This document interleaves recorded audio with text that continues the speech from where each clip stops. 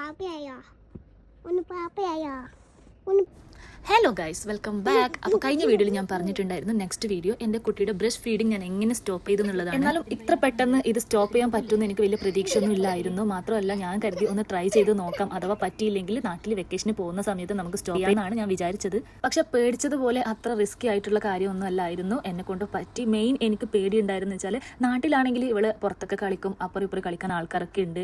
ഇവിടെയാണെങ്കിൽ നമ്മൾ full time ഞാനും അവളും ഒരുമിച്ച് ഒരു റൂമിലാണ്. അവൾക്ക് പാലിൻ്റെ ഒരു ഓർമ്മ എപ്പോഴും വന്നുകൊണ്ടിരിക്കും. പുറത്ത് കളിക്കുകയാണെങ്കിൽ നമുക്ക് അതുണ്ടാവില്ല. ചേച്ചിയുടെ മോനൊക്കെ വരും, എന്നാലും കൂടുതലും അവൾ കാണേണ്ടത് ഫുൾ ടൈം കാണേണ്ടത് എന്നെ തന്നെയാണ്. കരഞ്ഞാലോ ഒന്ന് പാലിന് കരഞ്ഞാലോ കൂടി സമാധാനിപ്പിച്ച് ടോപ്പിക്ക് മാറ്റാനോ ഇവിടെ ആരുമില്ല. അത് ഓർത്തിട്ട് എനിക്ക് നല്ലൊരു പേടി ഉണ്ടായിരുന്നു എന്നെ കൊണ്ട് പറ്റുമോ എന്നുള്ളത്. പക്ഷേ വലിയ ബുദ്ധിമുട്ടൊന്നും ഇല്ലാണ്ട് തന്നെ അത് നടന്നു. പാല് കൂടി നിർത്തി. 2 വയസ്സിന് ശേഷമാണ് ഞാൻ നിർത്തിയത്. മെയിനായിട്ട് ഇവള് പ്രശ്നം എന്താണെന്ന് വെച്ചാൽ ഇവള് പാല് കുടിച്ചുകൊണ്ടാണ് ഉച്ചക്ക് ഉറങ്ങുന്നത്. രാത്രിയിൽ അത്ര വലിയ പ്രശ്നമില്ല. പാല് കുടിച്ച് കഴിഞ്ഞിട്ട് അവൾ കിടന്നിട്ട് സംസാരിച്ചിട്ട് ഭർത്താനൊക്കെ പറഞ്ഞിട്ടൊക്കെയാണ് അവൾ ഉറങ്ങാറ്. ഉച്ചക്കുള്ള കാര്യമാണ് കുറച്ച് ടാസ്ക് ആയിട്ട് വന്നിട്ടുള്ളത്.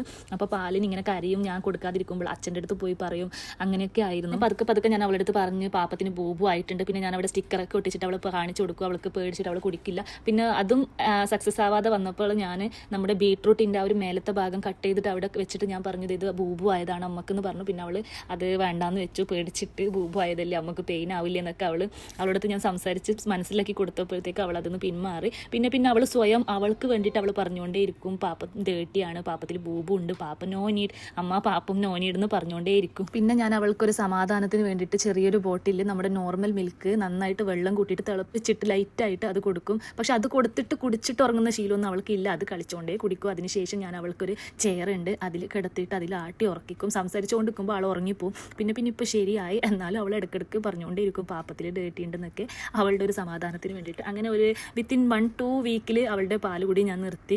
എന്തോ ഭാഗ്യം, വലിയ ബുദ്ധിമുട്ടൊന്നും എനിക്ക് ഉണ്ടായിരുന്നില്ല. അവർ കുട്ടികളാണെങ്കിൽ കൂടി നമുക്ക് വേദനിക്കുന്ന കാര്യങ്ങൾ അവർ ചെയ്യില്ല എന്നാണ് എൻ്റെ ഒരു വിശ്വാസം. അതുകൊണ്ടാണ് ഞാൻ ആ ഒരു അടവ് അവളുടെ അടുത്ത് കാണിച്ചത്. 2 കാര്യം ചെയ്തെങ്കിലും ഫസ്റ്റത്തെ സ്റ്റിക്കർ ഒട്ടിച്ചിട്ടുള്ള പരിപാടി സക്സസ് ആയില്ല. സെക്കൻഡ് ബീട്രൂട്ടിൻ്റെ ആ ഒരു മേലത്തെ ഭാഗം വെച്ചപ്പോഴാണ് എൻ്റെ പാല് കൂടി സ്റ്റോപ്പ് ചെയ്യാനുള്ള കാര്യം സക്സസ് ആയത്.